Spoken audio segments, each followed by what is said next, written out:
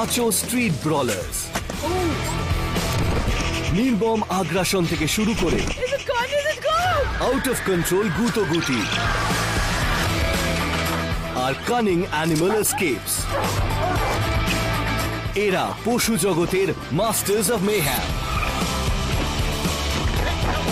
Plus আপনারা ভাবতেও পারবেন না কি হতে চলেছে যখন আমরা আনলক করব আমাদের শকিং ফ্রিজ ফ্রেম এই অ্যানিমালস গন ওয়াইল্ডে।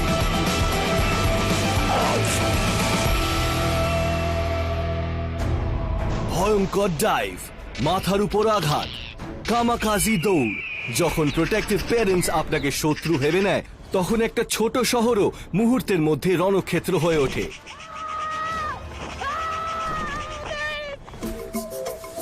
মিলডোরা, অস্ট্রেলিয়া। বসন্ত এখানে আসে with a burst of colour, warm weather and people enjoying the outdoors. কিন্তু এই আইডিয়াল সিচুয়েশন ইন্টারাপ্টেড হয় যখন হানা দেয় এক ভয়ঙ্কর বিপদ, ম্যাগপাই। বাসা বানানোর সময় ম্যাগপাই প্রচন্ড রগচটা ও নজরদার প্যারেন্টসের ভূমিকা নেয়। একবার কেউ বাসার কাছে এগোলে সে এক ওভার প্রোটেক্টিভ পাখির হাত থেকে নিস্তার পাবে না। মিলডোরাতে স্প্রিং হলো ম্যাগপাইদের ব্রিডিং সিজন, তাই এই সময়টা ওরা একটু ডেঞ্জারাস আর প্রোটেক্টিভ হয়ে ওঠে। ওরা ওদের ইয়াংদের প্রোটেক্ট করে, তাই এই সময় ওদের নেস্টের কাছাকাছি থাকলে ইউর ইন ট্রাবল। আমি অ্যাম্বার স্টার এফএম এ good morning senorita. Amber Whitland নামের এক রেডিও ডিজে রাস্তা আটকে বাসা থেকে এক স্থানীয় ম্যাগপাইকে বোকা বানানোর প্ল্যান করে। আমরা আমাদের লিসনারদের কল করতে বলেছিলাম আর ম্যাগপাইয়ের হামলা থেকে বাঁচার প্রচুর সাজেশনস পেয়েছি। প্রথম টেস্ট হলো সরকারি উপায় যাতে ম্যাগপাইয়ের প্রজননকালে সুরক্ষিত থাকার কথা বলা হয়েছে। See the eyes? নিজের হেলমেটের পিছনে চোখ এঁকে নিয়ে অ্যাম্বার ঝড়ের দিকে রওনা দিল। খুবই ফিয়ার্স ম্যাগপাই, রিপোর্ট অনুযায়ী ব্যাপারটা ভালো নয়, তাই মনে হয় চোখগুলো কাজে দেবে। আমি একটা হেলমেট পরে আছি, তাই হোপফুলি বেশি হার্ট হব না।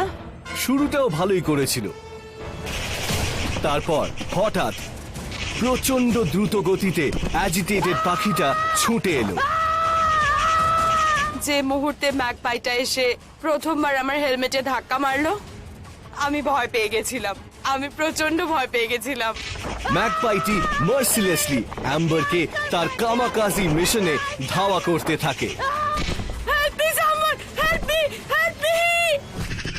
এক ম্যাগপাই নিজের জায়গা থেকে বেরিয়ে ধাওয়া করছে তীব্র গতিতে, আর যদিও বা এর ওজন মাত্র 1 পাউন্ড, এটা কিন্তু যথেষ্ট স্পিড তুলতে পারে। ধরে নাও একটা angry mom coming after you.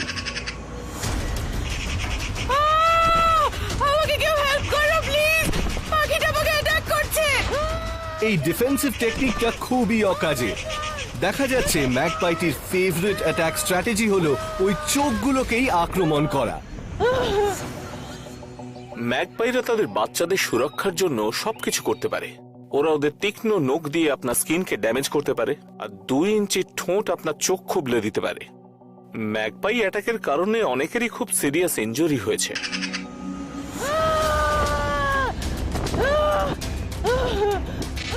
শেষমেশ ডেঞ্জার জোনের বাইরে বেরিয়ে আসতে পেরে অ্যাম্বারের হার্ট রেট নর্মাল হলো আর ম্যাগপাইটিও তার ঘরে ফিরে গেছে। এটা একটা বিশাল ভয়ঙ্কর ফেলিয়ার ছিল। ওটা আমার জীবনের সব থেকে লম্বা মিনিট ছিল। একের পর এক আক্রমণে আমি বিধ্বস্ত হয়ে পড়েছিলাম, আর ম্যাগপাইটা রুথলেস এতটাই যে থামার নামই নিচ্ছিল না। এবার আরেকজন শ্রোতার দেওয়া প্ল্যান বি এর পালা। এই প্ল্যান আবারও অ্যাম্বারকে আগুনের দিকে ঠেলে দিল। এবার তার মাথার উপর এক রাশ জঙ্গল, আর আবারও একটা ম্যাগপাই অ্যাটাক করলো, আর আবারও ভয় ছড়িয়ে পড়ল। আমার এটাই ভয় ছিল যে এবার বোধহয় ম্যাগপাইটা আমার ঘাড়ে এসে পড়বে। মনে হয় এটাই কাজ হয়েছে। অ্যামেজিংলি অ্যাম্বারের পক্ষে স্বস্তির ব্যাপার ছিল এই লাঠিগুলো ম্যাগপাইকে দূরে রাখছিল। অবশেষে সাকসেস। পাখিটা বাসায় ফিরে গেল, আর অ্যাম্বারের শ্রোতারা তার ট্রায়াল অ্যান্ড এররের ভয়ঙ্কর অভিজ্ঞতার কথা শুনতে পেল।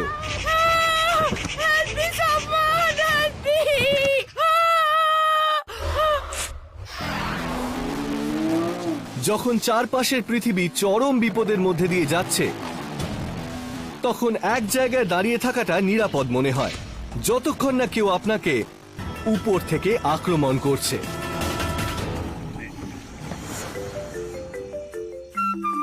মোরেমি গেম রিজার্ভ, বতসোয়ানা, ওকাভাঙ্গো ডেল্টার একদম কেন্দ্রে। বন্যার জল জমে জমে জায়গাটা বন্য প্রাণীদের স্বর্গে পরিণত হয়েছে এবং এক ভয়ঙ্কর শিকারী প্রাণীর খাবার জায়গাও তৈরি হয়েছে,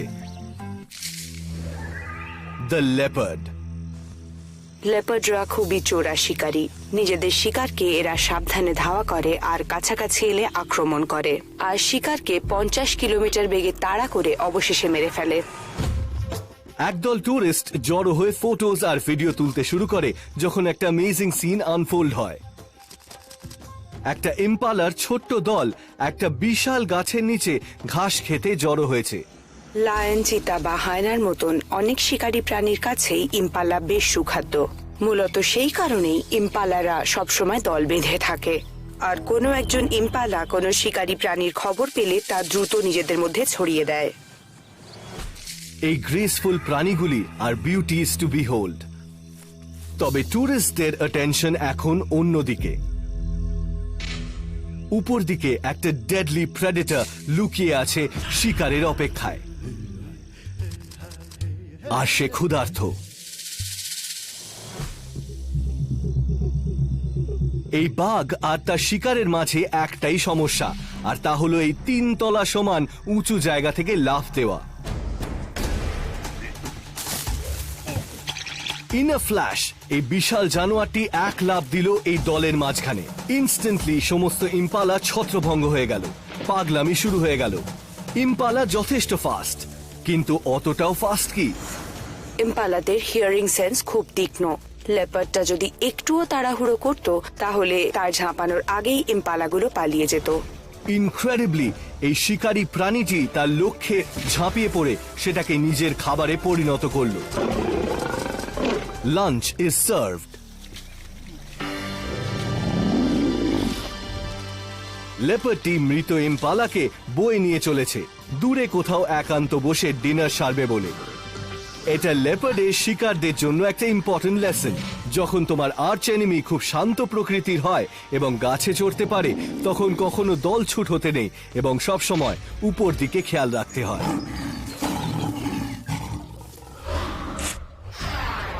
অনেক স্টার যেমন পাপারাজিদের সহ্য করতে পারে না, তেমনি এও ব্যতিক্রম কিছু নয়। লুকিয়ে চুরিয়ে এর একটাও ছবি কেউ তোলার চেষ্টা করলে তার কপালে চরম দুর্ভোগ নেমে আসে। Round island, Alaska. প্রচুর প্রাণীদের এটা সামার রিসর্ট, যেমন ওয়ালরাস, পাফিন এবং স্টেলার সি লায়ন। কিন্তু এখানকার ডাঙার ওয়াইল্ডিয়েস্ট প্রেডেটর হলো দ্য রেড ফক্স। ছোট শিকার ধরার ক্ষেত্রে এই রেড ফক্সরা একেবারে সিদ্ধহস্ত। ওদের শোনার ক্ষমতা, ওদের গন্ধ নেওয়ার ক্ষমতা অবাক করে দেওয়ার মতো। এদের লো ফ্রিকোয়েন্সির শব্দ শোনার ক্ষমতার জন্য এরা 100 ফুট দূরে থাকা বা মাটির 3 ফুট নিচে থাকা শিকারকেও ডিটেক্ট করতে পারে, এমনকি বরফের মধ্যেও। জনাথন ভন বলেনবার্গ নামের এক ফিল্ম মেকার এই রাউন্ড আইল্যান্ডের ছবি তুলতে বেরিয়েছেন। মাটিতে নিজের একটা ক্যামেরা রেখে সে কাছে পিঠে এক শিয়ালের ক্লোজ আপ তুলছেন।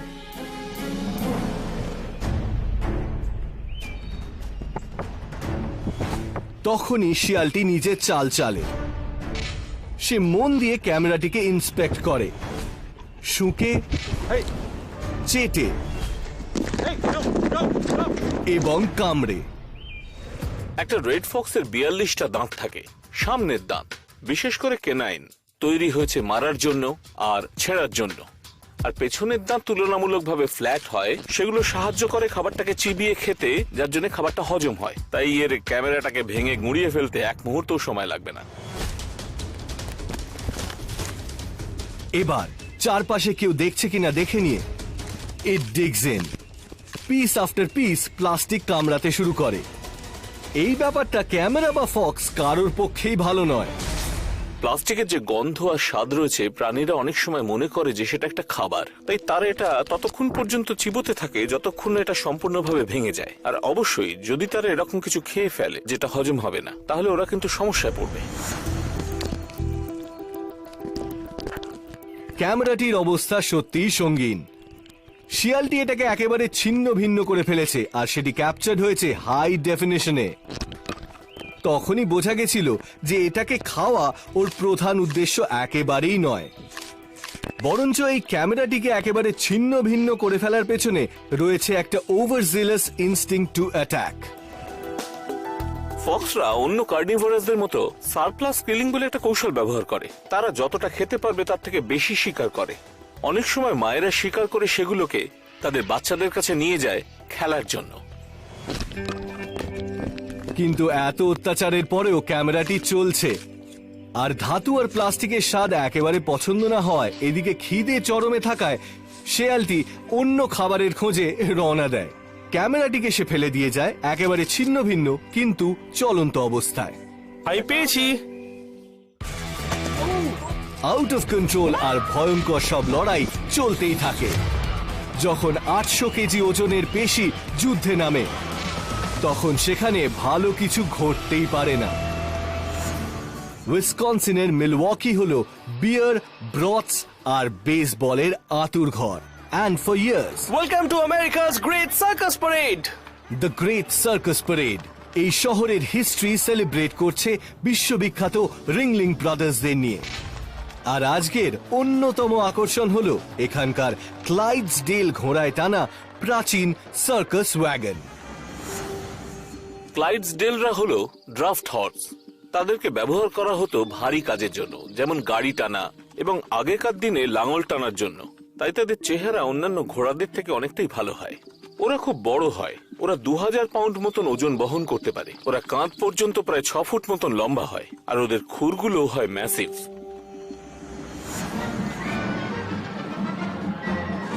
বিকেলের দিকে প্যারেড কিন্তু পুরো দমে চলছে। হাজার হাজার দর্শক এসেছে অতীতের ছোঁয়া, দৃশ্য এবং গন্ধ পেতে। টাক্সিডো পরা ভদ্রলোকেরা দর্শকের দিকে হাত নাড়েন আর হাতে গড়া ওয়াগনগুলো পিছন পিছন এগোয়।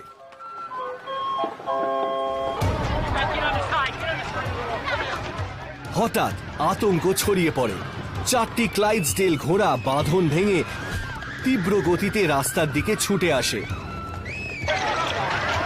ভয় পেয়ে দর্শকরা প্রাণ বাঁচাতে ছোটে। ছুটন্ত ঘোড়াগুলো লন চেয়ারগুলিকে লন্ডভন্ড করে দেয়। ভাগ্যিস একটা ছাড়া সব কটাই খালি ছিল। একটা লোক তাদের খুঁড়ে নিচে চাপা পড়ে যায়, যেটা মারাত্মক হতে পারে। ঘোড়াদের শরীরের বেশিরভাগটাই মাসল, আর তাদের খুরগুলো পাথরের মতন শক্ত। এই ঘোড়াগুলো অন্যান্য ঘোড়াদের থেকে বড়, তাই এটা বোঝা শক্ত নয় যে 4টে ক্লাইডসডেলের পায়ের তলায় পড়লে ঠিক কি হাল হতে পারে। এটা খুব সহজেই প্রাণ নিতে পারে। অ্যামেজিংলি, এক চুলের জন্য ঘোড়াগুলো লোকটির মাথা ও অন্যান্য অঙ্গ মিস করে যায়। ভীত জনতাকে পাশ কাটিয়ে বেরোনোর সময় একটা ঘোড়া পড়ে যায় ও বাকিগুলি থেমে যায়। অবিশ্বাস্য ব্যাপার হলো তাতেও মানুষ বা ঘোড়া কেউই কোনো চোট পেল না। লাকিলি একটা প্যারেড যেটা ভয়ঙ্কর রূপ নিয়েছিল সেটা শেষমেশ কারোর ক্ষতির কারণ হয়নি। কথায় বলে বেগার্স কান্ট বি চুজার্স। তবে এই প্রাণীটির প্রধান প্রবলেম হলো নিজের থেকে ডবল সাইজের লুট নিয়ে সে কি করে পালিয়ে যাবে। Oh my god.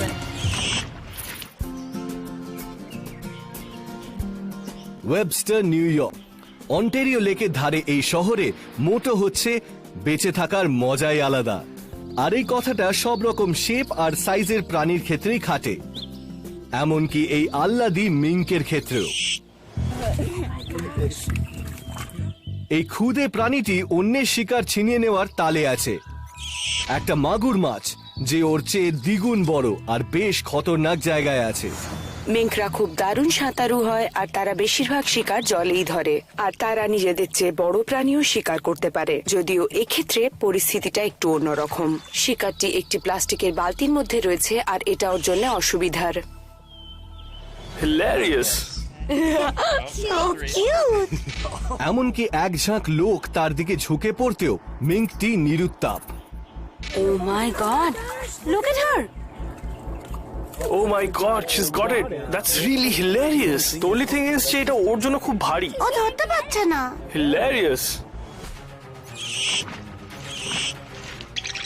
একবার চেষ্টা করে মাগুর মাছটিকে বাগে আনতে না পারায় সে চেষ্টা করতে থাকলো আরেকবার মাছটিকে চুরি করার। কিন্তু ও কিছুতেই হাল ছাড়ছে না। ও ও মাই ধরে গড, ফেলেছে দেখো। ওর চোখ কামড়ে ধরেছে। হয়েও ব্যাপারটা ঠিক হলো না। থার্ড অ্যাটেম্পটে কি ফল পাওয়া যাবে? এবার মিঙ্কটি নিজের সর্বশক্তি দিয়ে আবার ঝাঁপিয়ে পড়ল, কিন্তু ব্যাক ফ্লিপেও কাজ হলো না। মনে হচ্ছে এই শিকারকে মেরে বাড়ি নিয়ে যাওয়াটা সহজ হবে না। মিঙ্করা এমনিতে চালাক আর ডেঞ্জারাস শিকারী, আর এখানে তাদের সেই উইল পাওয়ারটাই বেরিয়ে এসেছে। কিন্তু এক্ষেত্রে ব্যাপারটা একটু অন্যরকম, তাই ইচ্ছা শক্তি বা মনের শক্তি কোনোটাতেই কাজ হবে বলে মনে হয় না। এবার সে শেষ এবং উইনিং মুভ দেয়। প্রচন্ড গায়ের জোরে আঘাত করে, আ massive body slam. Oh my god! Oh, she got it! That is wild. অবশেষে অনেক চেষ্টার পর বড় মাছটি ছোট্ট প্রাণীর হাতে ধরা পড়ল। বালতি থেকে বের করলো আর গন। দুঃসাহসী ব্রেকআউটস বা ভুলভাল মজা মাঝে মাঝে বড়সড় বিপদ ডেকে আনতে পারে। আর এই অল ইউ ক্যান ইট বাফেতে কিছু ডাইনার্স ঘোড়া ডিঙিয়ে ঘাস খাওয়া পছন্দ করে না। এটা এই পর্বের ফ্রিজ ফ্রেমে আমরা দেখব। শেয়ামানজি game ranch, South Africa. Waterberg Mountain রেঞ্জে অবস্থিত এই বিস্তীর্ণ অঞ্চলে নানান রকমের প্রাণী দেখা যায়, যেমন জিব্রা, উইল্ডবিস্ট আর প্লাকি পাইন সাইজ ওয়ারহগস। ওয়ারহগস দেখতে খুব কুৎসিত, কিন্তু এক্ষেত্রে তাদের অ্যাপিয়ারেন্সটা একটু ডিসিভিং। এদের ব্যাপারটা হলো এরা প্রথমে ওড়ে লড়াই করে না, কিন্তু যদি এরা লড়াইয়ে নামে তাহলে ফাইটটা কিন্তু বেশ টাফ হয়। এদের ওপরের দাঁত 10 ইঞ্চি লম্বা হয় আর এগুলো খুব ক্ষতিকারক। র্যাঞ্চে এটা এখন লাঞ্চ টাইম। জিব্রাস ও উইল্ডবিস্ট জড়ো হয়েছে পার্ক স্টাফে দেওয়া টাটকা খড় চিবোতে। ছোট ওয়ারহগ গুলো তাদের টার্নের অপেক্ষা করে, তবে কিছু দামাল ক্ষুধার্ত ওয়ারহগ ছাড়া। তৃণভোজীরা বেশিরভাগ সময় খোলা জায়গায় ঘাস খেতে পছন্দ করে। ক্লোজড কনসেন্ট্রেশনে কিংবা খড়ের গাদায় দাঁড়িয়ে খাওয়াটা নর্মাল নয়। দেখা যাক ক্ষুধার্ত ছটপটে এই ওয়ারহগের কপালে কি আছে। বড়দের সাথে কি সে পাঙ্গা নিতে পারবে? এরপরে কি হবে? চলো আনলক করা যাক আজকের ফ্রিজ ফ্রেম। ওয়ারহগটি নিজের চাল চাললো, কিন্তু জিব্রা সেটা সহ্য করতে রাজি নয়। সে সর্বশক্তি দিয়ে নিজের পেছনের পা ব্যবহার করে একটা জোরালো লাথি মারে, আর নিজের বাঁ দিকের পা দিয়ে এই ছটপটে ওয়ারহগের মাথায় সজোরে আঘাত করে। তারপর ক্রুদ্ধ জিব্রাটি দুটো পা দিয়ে সমানে জুঝতে থাকা ওয়ারহগটিকে লাথি মারতে থাকে, অ্যাগেন অ্যান্ড অ্যাগেন। জেব্রার সেরা ডিফেন্স হলো অপোনেন্টকে পেছনের পা দিয়ে কিক করা। জেব্রাকে অ্যাটাক করার আগে এই ব্যাপারে শিকারী প্রাণীদের ওয়াকিবহাল থাকা উচিত। অ্যামেজিংলি ওয়ারহগ এই ভয়ঙ্কর লড়াইয়ে বেঁচে যায়, কিন্তু যখনই মনে হয় এবারও বেঁচে পালাতে পারবে, তখনই এদের দলের একজনের বিপক্ষে গিয়ে তাকে চার্জ করে, তারপর তাকে শূন্যে তুলে দেয় নিজের পাওয়ারফুল টাস্ক ব্যবহার করে। নিজের দুর্বলতা প্রকাশ করাই সব থেকে বেশি বিপদ ডেকে আনা। শুধু অন্য শিকারী নয়, নিজের দলের ব্যাপারেও এটা মাথায় রাখা উচিত। নিজের দুর্বলতা জাহির করা আর ক্ষত লুকিয়ে রাখার ব্যাপারে সবসময় একটা ব্যালেন্স রাখা উচিত। আহত ওয়ারহগটি শেষমেশ পালিয়ে বাঁচল। হোপফুলি পরের বার ও ঠিক মতো চলবে, কারণ লাইন ভেঙে ঢোকা অনেক সময় হাড় ভাঙাতে পরিণত হতে পারে।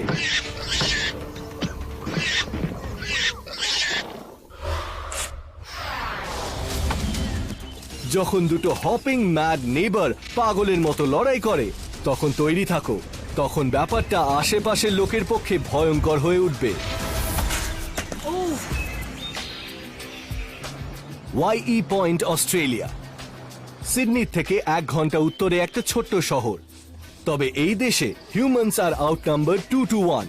বিরাট আকারের কিছু অতিথির উৎপাতে জেরবার তারা, যারা হলো ক্যাঙ্গারু। জঙ্গল থেকে বেরিয়ে ক্যাঙ্গারুরা আমাদের সঙ্গে মিশে যায়। এরা খুব শান্ত, ভেরি অনার্ড। ক্যাঙ্গারুদের নিয়ে এমনিতে আমাদের কোনো রকম কোনো সমস্যায় পড়তে হয় না। কিন্তু আজকের দিনে অনেক হিসেব উল্টে যাবে।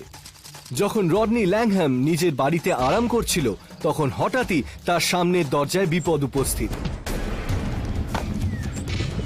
2 পুরুষ ক্যাঙ্গারুর মধ্যে তুমুল ঝামেলা লেগে গেছে, আর এখন কেউ কাউকে লাথি ঘুষি মারছে না। আমি অবাক হয়ে এটা দেখলাম, 2 পশুর লড়াই চলছে। দারুণ ব্যাপার হলো, ইট রিয়েলি লুকড অসম। আমি রাস্তায় এরকম ধরনের লড়াই আগে দেখিনি, কখনোই না। লেফট জ্যাব, রাইট হুক, আর তারপর চরম মারামারি। লেজের উপর ভর দিয়ে নিজের শত্রুর উপর লাথি কষিয়ে দেয়। এই লড়াই জেতার উপায় হলো প্রজাপতির মতো ওড়ো আর ক্যাঙ্গারুর মতো লড়ো। ক্যাঙ্গারুকে তার কিক শক্তিশালী করতে সাহায্য করে তার পাওয়ারফুল টেল। আমরা জানতাম লেজ শুধু ব্যালেন্স বানিয়ে রাখতেই সাহায্য করে, কিন্তু এখন দেখছি এটা একটা এক্সট্রা পায়ের মতন কাজ করে, যা মাটি আঁকড়ে রাখতে সাহায্য করে। এটা লড়াইয়ের ক্ষেত্রেও খুব কাজে দেয়। লেজে ভর দিয়ে এরা পিছন দিকে হেলে যায় আর অপোনেন্টকে অ্যাটাক করে খুব জোরে। এরা যখন একে অপরের পেটে লাথি মারে, তখন তাদের পায়ের আওয়াজ রীতিমতো শোনা যায়। অনেকটা চামড়া ছাড়ানোর মতন আওয়াজ হয়। এরা যখন লাফাতে থাকে, তখন তখন তখন দুম দুম দুম করে মাটিতে আওয়াজ হতে থাকে। এটাকে কোনোভাবেই শান্ত বলা যায় না, বরং খুবই অ্যাগ্রেসিভ। এই লড়াইয়ে যা খুশি তাই হতে পারে। এই 5 ফুট লম্বা 100 কেজি ওজনের দৈত্যগুলো লড়াইয়ের জন্য মরতেও তৈরি। That hurt him. এবার এক শক্তিশালী লাঠিতে একজনের ব্যালেন্স বিগড়ে গেছে। এ এক ভয়ানক আঘাত। এটা নিশ্চয়ই নকআউট। কিন্তু লড়াই চলতেই থাকে। 2টো ক্যাঙ্গারুর মধ্যে কেউই হারতে একেবারেই রাজি নয়। দলে নিজের জায়গা খারাপ করতে রাজি নয়। আমায় লোকে জিজ্ঞাসা করে যে লড়াইটা কে জিতলো, কিন্তু আমার দুজনকেই জয়ী মনে হয়েছে। আমি ততক্ষণ বুঝতে পারি না কে বিজয়ী, যতক্ষণ না মেয়েরা কাউকে ছেঁকে ধরে। একজনেরই আশেপাশে মেয়েরা ঘিরে ছিল, আর অন্যজন দস্যুপনা করছিল। সেই সময় যতক্ষণ আর নেক্সট সিজন আসে, and he can have another go at it. বিশৃঙ্খলা পৌঁছে যায় চরম মাত্রায়। এটা একটা ট্রেসপ্যাসিং এর ঘটনা, যেটা মরণ ফাঁদ হয়ে উঠেছে। এই হাড্ডাহাড্ডি লড়াইয়ে কেউ একজন নিশ্চয়ই জিতবে। This is phenomenal. South Africa. এখানে নানান রকম পশুদের নিয়ে তৈরি প্রাইভেট গেম রিজার্ভে আলফা বিস্টদের মধ্যে ভয়ঙ্কর লড়াই অবধারিত। তবে একজনের সঙ্গে কেউই লড়তে যেতে চায় না, আর সে হলো এই ম্যাসিভ হোয়াইট রাইনো।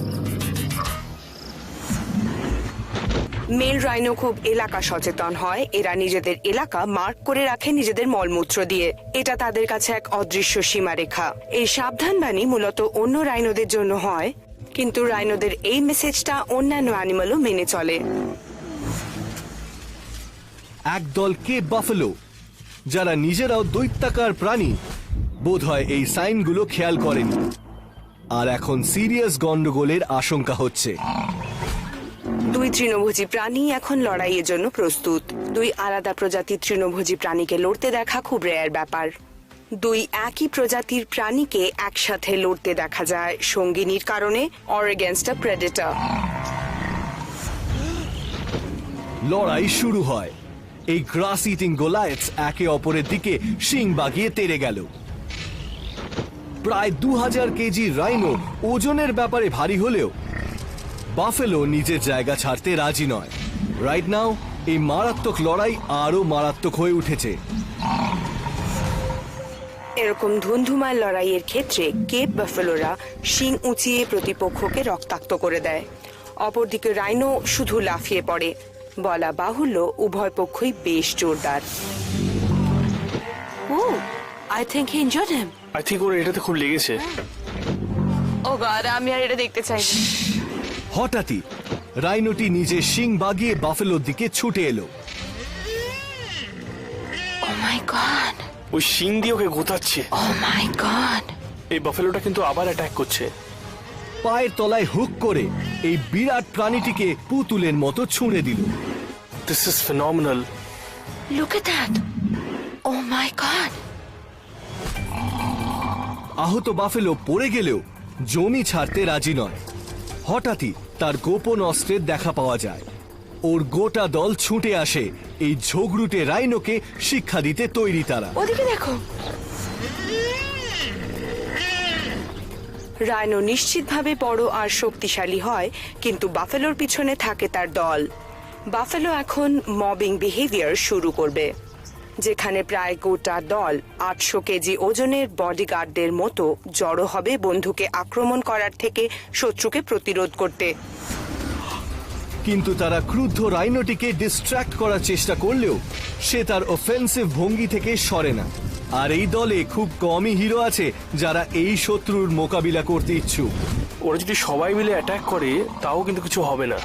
রাইনোটি শেষে বুলডোজারের মতো গতিতে বাফেলোটির দিকে ধেয়ে যায়। ও তো এর পেটে শিং ঢুকিয়ে দিয়েছে। Are you serious? হ্যাঁ হ্যাঁ, ওকে শেষ করে দিচ্ছে। ও ওকে তুলে নিয়ে মাটিতে ছুঁড়ে দেয় যখন সে আর উঠে দাঁড়াতে পারে না। ওটা কি মরে গেল? ভয়ঙ্কর আহত ও পরাজিত হয়ে বাফেলো প্রাণ নিয়ে পালায়, আর রাইনো কিন্তু তখনও তাকে ধাওয়া করছে। ও তো এখনো ওকে তাড়া করছে, ওর পেছন পেছন দৌড়চ্ছে দেখো। দলটি তাদের আহত সঙ্গীর চারপাশে জড়ো হয় কোনো চমৎকারী রিকভারির আশায়। তোমাদেরকে বলে রাখছি, ও কিন্তু এখানে এলে আমি থাকছি না। হ্যাঁ, বাট স্যাডলি পরের দিন বাফেলোটি নিজের ইনজুরির জন্য মারা যায়। প্রকৃতির অন্যতম ভয়ঙ্কর প্রাণীর হাতে পড়ে ও এই শিক্ষা পেয়েছে যে কোনো সময় নিজের অঞ্চলেই সীমাবদ্ধ থাকা উচিত। যখন একজন স্নিকি ইন্ট্রুডার বারবার হানা দেয়, তখন একটা হাইটেক স্টিং এই দুষ্টুমির পর্দা ফাঁস করতে পারে, আনলেস এটা ভেতরের কারুর কাজ।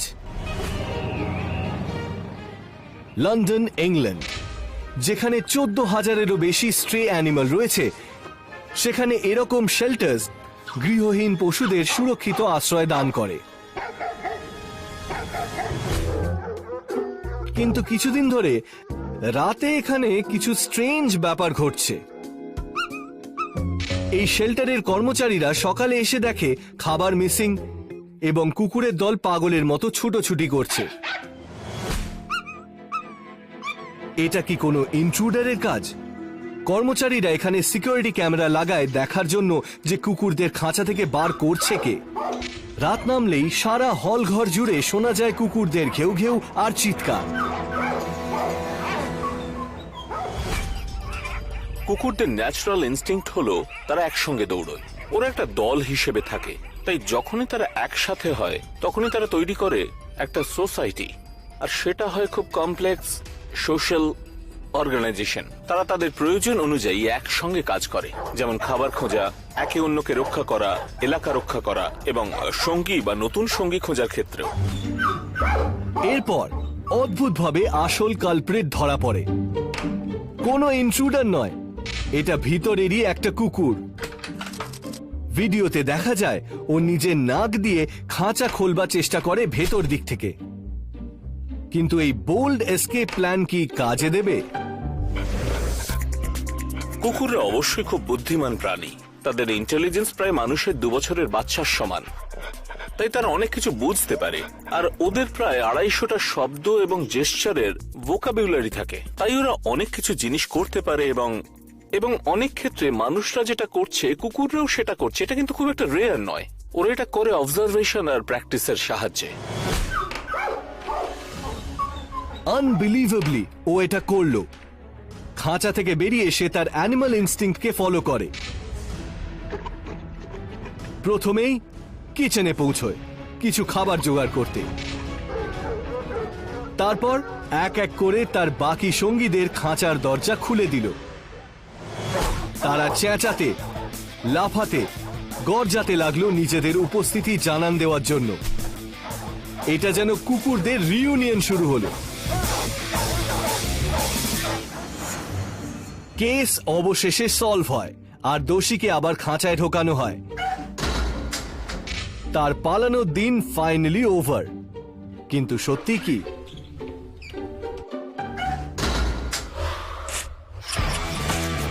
পশুদের অবাধ্যতা একটা নতুন মাত্রায় পৌঁছে যায় যখন এক চতুর বন্দী ধরা দিতে চায় না। এটা বিশাল এপের বিশাল এসকেপ। স্যান ডিয়েগো, ক্যালিফোর্নিয়া। স্যান ডিয়েগো জু এর 100 একরের ক্যাম্পাস একটা দারুণ জায়গা হারিয়ে যাওয়ার এবং সিনারি এনজয় করার। আর এটাই একটা স্লাই সুমাত্রান ওরাংওটাং এর মাথায় ঘুরছে। অ্যামেজিংলি এই জু এর অন্যান্য এপদের মতো এরও লোমশ জাদুকর হুডিনি সাজার শখ হয়েছে। ও এটা করেই ছাড়বে। ওরাংওটাংটি একটা লাঠিকে শাবলের মতো ইউজ করে ওয়েদার স্ট্রিপিংটাকে নিজের খাঁচা থেকে খুঁচিয়ে সরানোর চেষ্টা করছে। ওর দর্শকের দিকে কোনো ভ্রুক্ষেপই নেই, কারণ সে নিজের কাজে ফোকাস করতে ব্যস্ত। ও কি ওটাকে ভাঙতে চাইছে? আগে স্যান ডিয়েগো জুতে ওরাংওটাংদের পালানোর ঘটনায় কখনো অন্য এপ বা দর্শক আহত হয়নি, তবে প্রতিবারই রিস্ক একটা থেকেই যায়। ওরাংওটাং এপ হিসাবে খুব শক্তিশালী হয়। ওরা মাটিতে জবুথবু হয়ে বসে থাকলেও আসলে কিন্তু গাছের বাসিন্দা। তাদের এই ভারী শরীরকে এক গাছের থেকে আরেক গাছে নিয়ে যেতে গেলে কিন্তু প্রচুর শক্তি দরকার হয়। ও মনে হয় কোনো একটা ভয়ানক কাণ্ড ঘটাতে চলেছে, তবে ওই লাঠির মাথাটি তার পালাবার পথ খোঁড়ার জন্য যথেষ্ট শক্ত নয়, তাই সে অন্য এসকেপ টুল ব্যবহার করে যেটা কাজে দিতে পারে। আ ম্যাসিভ K9 টুথ।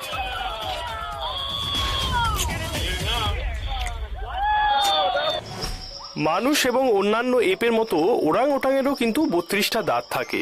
ছেলেদের মূলত বিশাল ক্যানাইন থাকে যেটা তারা ইউজ করে ব্রিদিং এর ক্ষেত্রে, যেটা খুব ইমপ্রেসিভ। এদের চোয়ালও খুব শক্ত হয় আর এটা দিয়ে তারা ফলের খোসা ছাড়ানো, বাদাম ভাঙার কাজ করে। এই কাজে দাঁতগুলি খুব দারুণ হাতিয়ার।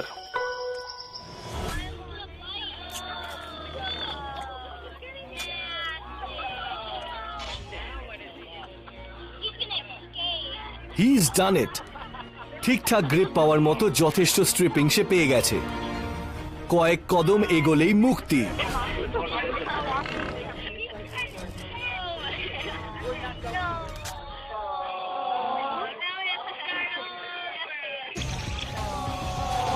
কিন্তু ওর দুর্ভাগ্য, ওয়েদার স্ট্রিপিং ভেঙে যায়। ও আবার সেই নিজের জায়গায় ফিরে আসে।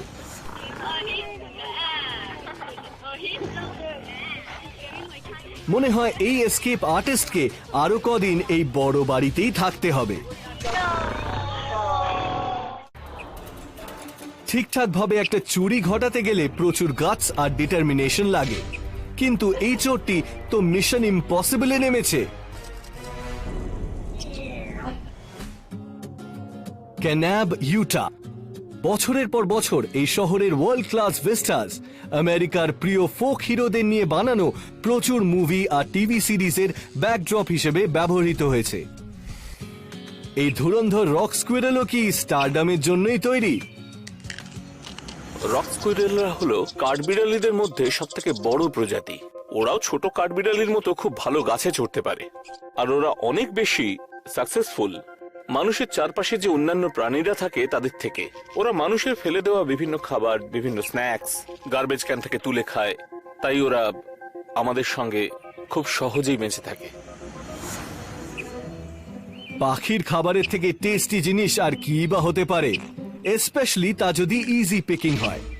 এই বীজের ভান্ডারটি বছর ভর রাখা থাকে। অনেকদিন ধরে এই পুচকে ডাকাতটি এই পোলে চড়ছে আর পাখির খাবারে ভাগ বসাচ্ছে। তবে এবারের ব্যাপারটা একটু অন্যরকম হতে চলেছে। দেখো ওকে। এই পোলটি কিন্তু সাধারণের চেয়ে একটু বেশি স্লেক।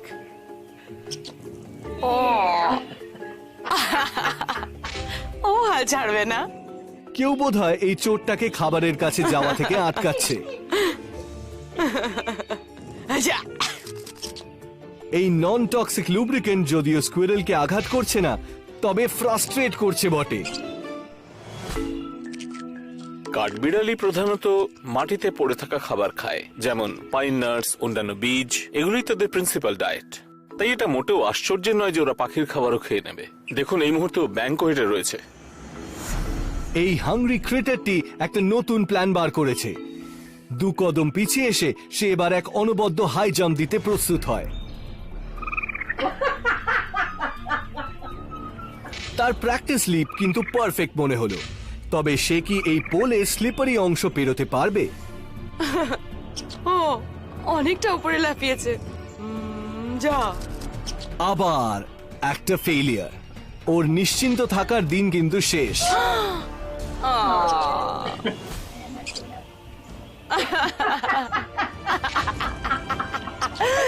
ও কিন্তু হাল ছাড়বে না। বিরক্ত স্কুইরেল অবশেষে এই ভেবে আশা ছাড়ল যে এটা বোধহয় পাখিদের উদ্দেশ্যে স্পেশালি বানানো কোনো ফাঁদ হবে।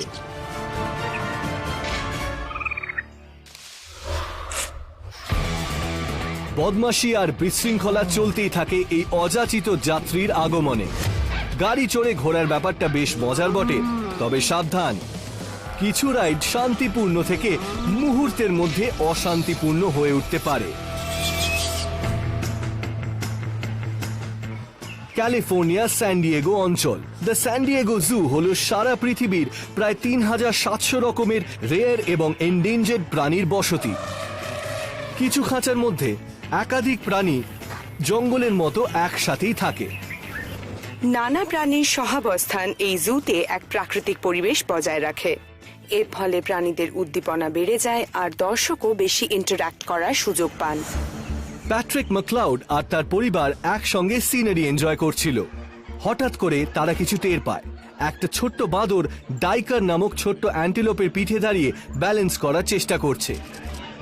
ডাইকারটি প্রথমে শান্তই ছিল, কিন্তু এই বাঁদরটি এক্সট্রা ক্লোজ আসার চেষ্টা করতেই এই ইনোসেন্ট ইন্টারস্পিসিস কোলাকুলি তুমুল লড়াইয়ে পরিণত হয়। এখানে আসলে কি ঘটছে সেটা বলা মুশকিল। মা বাঁদররা তাদের ছানাদের পিঠে নিয়ে ঘোরে। এখানে বাঁদরটা সেরকমই কিছু ভেবে কাজটা করেছে হয়তো। তবে ঘটনা যাই হোক, ডাইকারের ব্যাপারটা মোটেই ভালো লাগেনি। বাঁদরটিকে পিঠ থেকে সরাতে না পেরে শেষে অ্যান্টিলোপটি শ্বাস নিতে থামে, আর বাঁদর ভাবে তার রাইড থমকে গেছে, তাই হাত ছেড়ে সোজা হয়ে বসে। তখনই ডাইকারটি সুযোগ পায় এই হিচহাইকারকে ফাঁকি দেবার। সে পালায়, কিন্তু মাংকির ওজন ওর পক্ষে প্রচন্ড বেশি হওয়ায় ও পালিয়ে যেতে পারে না। এর থেকেই বোঝা যায় পশু জগতেও হঠাৎ ঝাঁপিয়ে রাইড করাটা সমান বিপজ্জনক হতে পারে।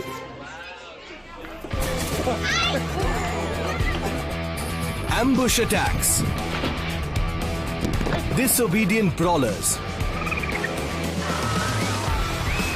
and sneaky beasts on Animals Gone Wild.